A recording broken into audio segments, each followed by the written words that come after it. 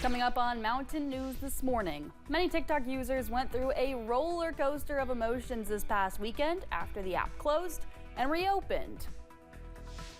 Plus, a new Kentucky House bill wants to require school board candidates to register and announce what political party they associate with.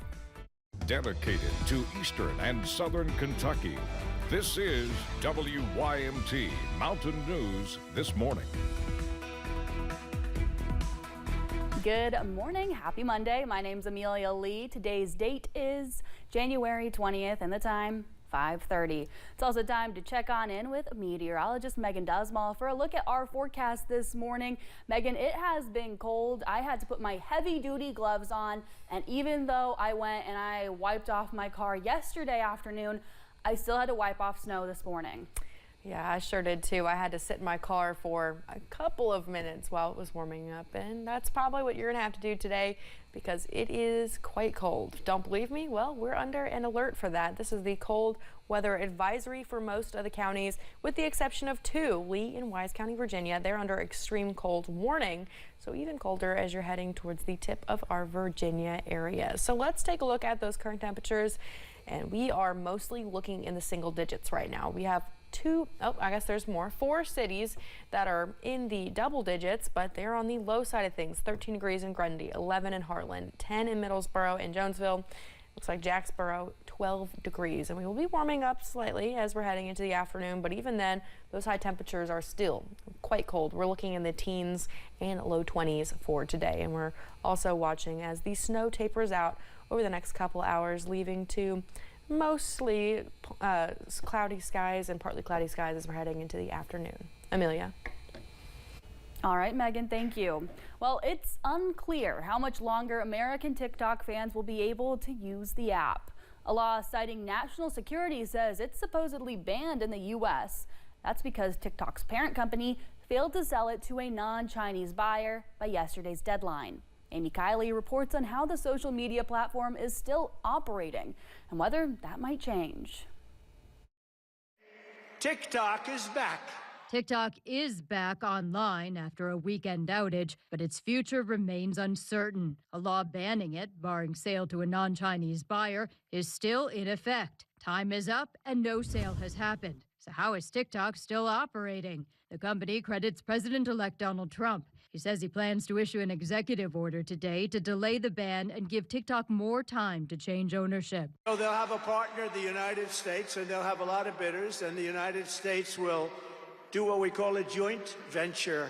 But analysts say technology companies that support TikTok now could be taking a risk. If he issues an order, what he will basically have to say is that the companies that are charged with implementing the law won't be fined.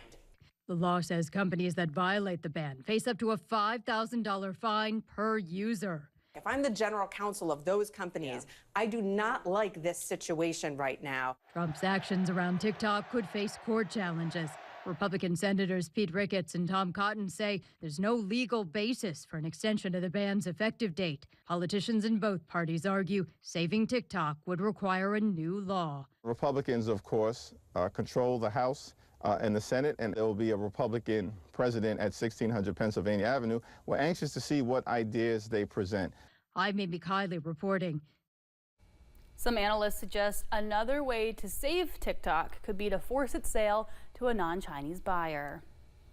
Meta Chief Executive Mark Zuckerberg will co-host a reception Monday night ahead of the inaugural balls for incoming President Donald Trump.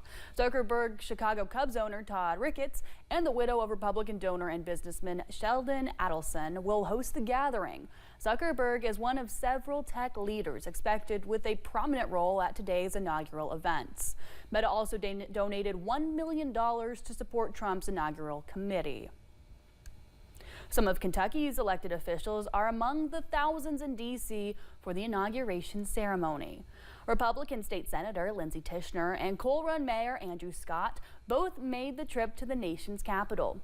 Even though the inauguration ceremony got moved indoors, both Tishner and Scott say they're excited to be there. There's massive crowds here. There's a lot of people who are very enthusiastic about the incoming administration, and it's just a very exciting atmosphere, a lot of positivity. Kentucky State Senator Lindsey Tishner also made the journey to D.C. with her family. She says she is, quote, excited to see him represent the American people again. Voter registration in Kentucky remained strong at the end of 2024. More than 9,300 people registered to vote in the Commonwealth last month. Those numbers are from the Secretary of State's office. Officials also say Republicans account for 47% of the electorate, while Democrats make up 42%. Ohio Governor Mike DeWine announced his selection to fill the vacancy left in the Senate by Vice President-elect J.D. Vance. DeWine picked John Husted, the state's lieutenant governor, for the position. According to his own biography, Husted ran the Secretary of State's office for 2 years without the help of public funds. Husted will serve until 2026. That's when a special election will be held to fill out the last 2 years of Vance's Senate term. A new bill introduced in 2025 legislature, House Bill 169, will require school board races to be partisan. This means school board candidates would need to provide publicly which political party they associate with and put that affiliation on the ballot. The bill's sponsor, Representative T.J. Roberts, says folks can still run as independents, but he believes voters have the right to know. He says it's a pro-transparency bill. It's now the average voter's election.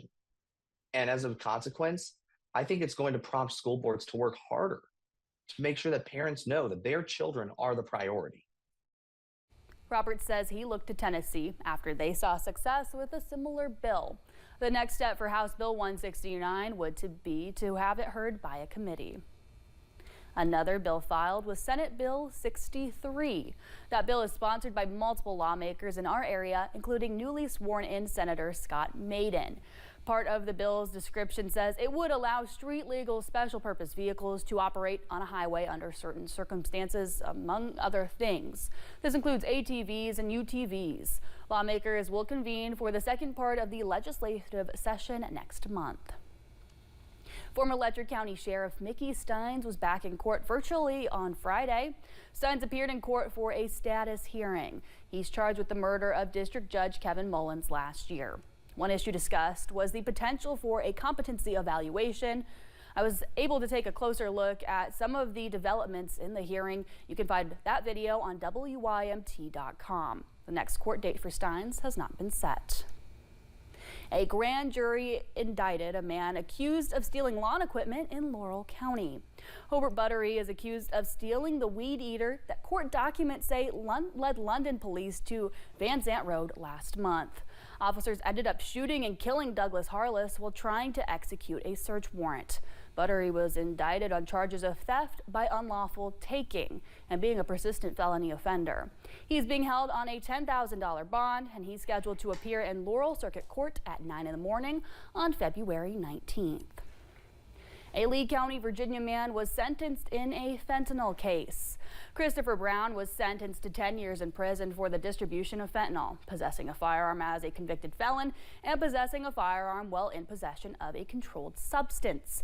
According to the Commonwealth's attorney, Brown distributed fentanyl 3 separate occasions and on one occasion was in possession of a firearm while trafficking fentanyl. A Pike County man is facing charges after police say he was caught trying to steal copper. Police responded to a report of a man trespassing onto property at EMF Rebuild Shop last week. Police were told Donald Messer was found with a pair of bolt cutters and other tools. Messer reportedly says he did go onto property with the intent of stealing copper wire. He was taken to the Pike County Detention Center. Still to come, the king of horror is calling on the Oscars to step down and move out of the way amid wildfires in Los Angeles. And is more snow on the way, or is a break in the forecast? I'll have more up next.